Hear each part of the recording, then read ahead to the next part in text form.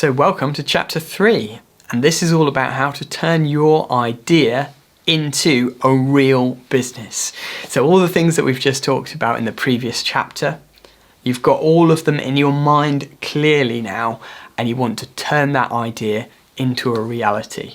You want to breathe life into that skeleton, put flesh on the bones and make it into a living, breathing business. So this is the really exciting part now, because this is where you actually start to implement things to get your business building and turning into a real thing. And this first lesson is all about how to set up your contact details. So that might sound simple. You might think, well, I've got a mobile phone, so that's my contact number, and I'll just use my home address. And that will be fine. Well, is it fine? Let's think about that for a moment. How does it look if you see a tradesman business and it's got a mobile number and 34 Little Dribbling Lane, Bognor Regis? Imagine Joe Bloggs Electrical, 34 Little Dribbling Lane, Bognor Regis, 077, blah, blah, blah, blah. How professional does it look? How much would you expect to pay for that kind of service? Take the other side of things, for example. If you see a company that's got a professional sounding business address, they've got a professional looking website address, interesting company name, they've got a landline number, what do you think? What springs to mind? Well, you might think, established business, professional, large, expensive maybe. Just think about it. How much would you expect to pay for Joe Bloggs Electrical versus, say, one of these prestigious electrical companies in London? What's the difference?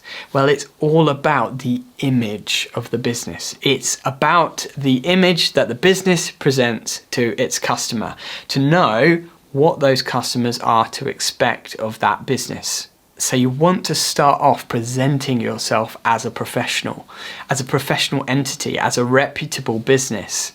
And there are easy and simple ways that you can do that don't cost a lot of money, but that can make a massive difference to that in future, how much you can charge, that you can charge a lot more just by the way that your business looks and appears. So for one thing, I would never use your mobile number as the only contact. I would definitely use a landline number. But you might say, yeah, but I don't want work phone calls coming through to my house all the time. That's going to annoy my wife or whatever it might be. Yeah, that's fine. So what you can do, and this is one of the first little tips, tricks and secrets that I'm sharing on this course, and it's what I've done, you can create a landline number, a geographical landline number, and what I mean by that is it has the area code from where your business is set up to, but you can create that number as a Skype number or with some other VoIP phone system. So my business number is a Cambridge number. I chose my number. I actually got to choose the number, so it's got 001 at the end because I'm the #1 electrician in Cambridge, right? And you can do the same. You can go on Skype or some other platform and you can buy a geographical number that just directs straight to Skype. So as long as you've got a Skype account, which is super easy to set up, then you can buy this number and it costs like 40 quid a year or something. You just need a monthly Skype subscription if you want, and then you can forward those calls on to another number. So if you want to, you can have those calls forwarding straight to your mobile, and then you can pick up all the work calls as they come through.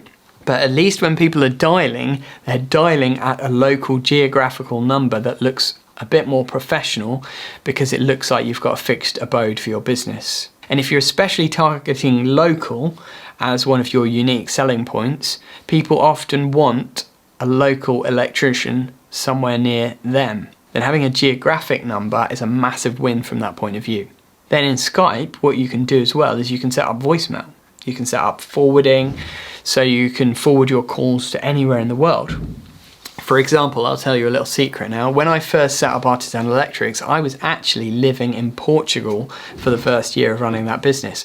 And I basically flew back every few weeks, did a load of work, then flew back to Portugal and enjoyed the sun for a little while.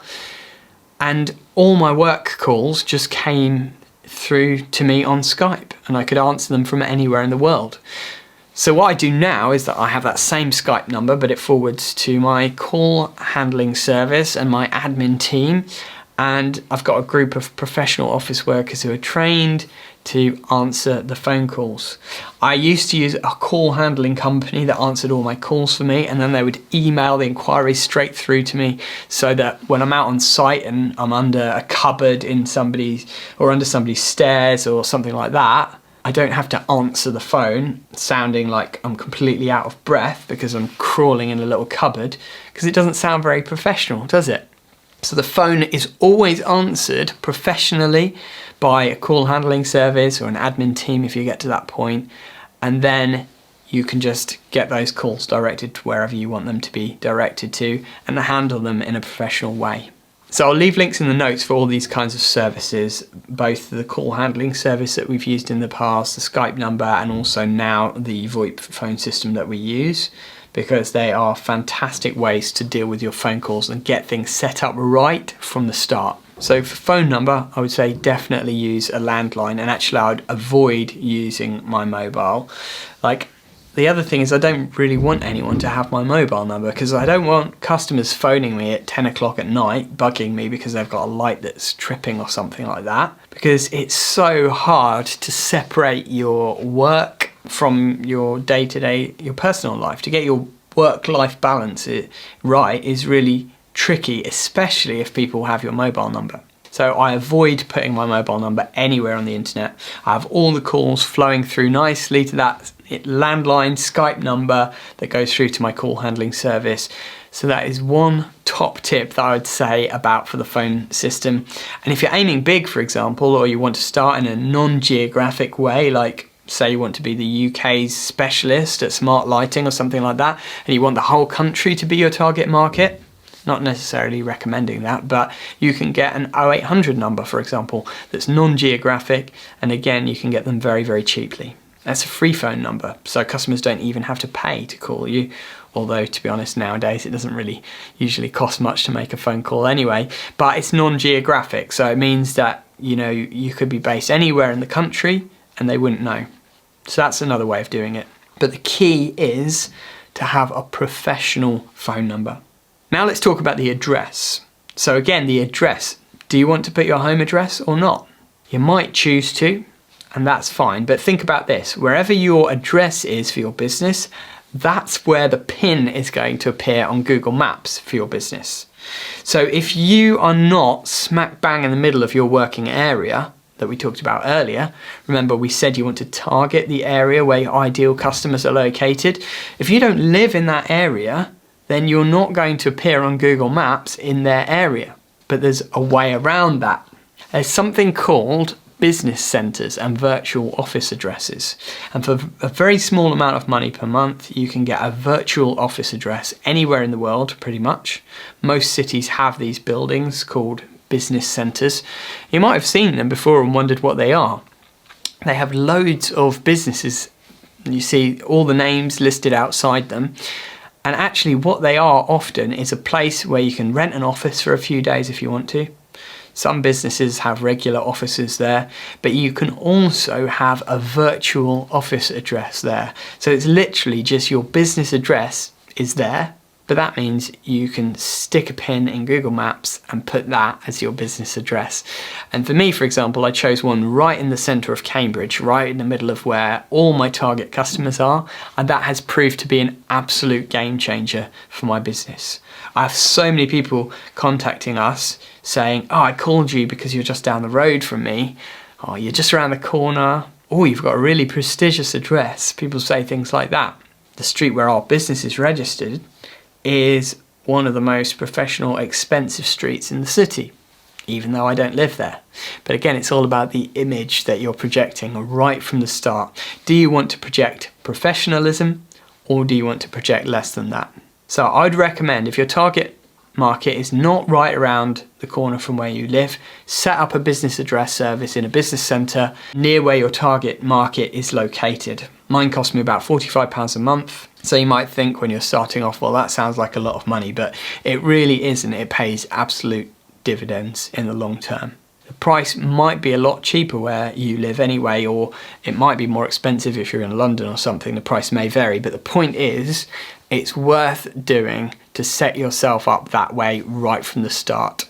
So that's address. We've talked about phone number.